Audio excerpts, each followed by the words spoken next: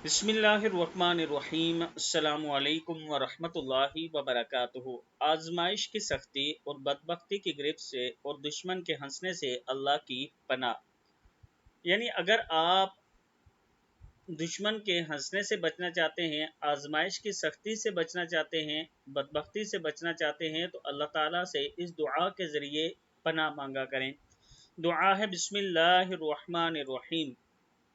अल्लाहुम्मा इन्ना नऊज़ु बिका मिन जहदिल बलाई व दरकिश शक़ाई व सूइल क़ज़ाई व शमाततिल अअदाई।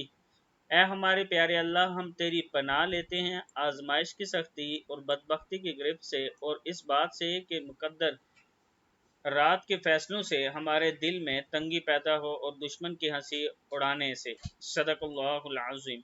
ये छोटी सी दुआ पढ़ें। इसके साथ अगर आप ऑनलाइन कुरान पाक पढ़ना चाहते हैं तो ये मेरा व्हाट्सअप नंबर है 031250000987। आप मुझसे रब्ता कर सकते हैं। इंशाअल्लाह तजवीद के साथ कुरान पाक आपको पढ़ना सिखाया जाएगा।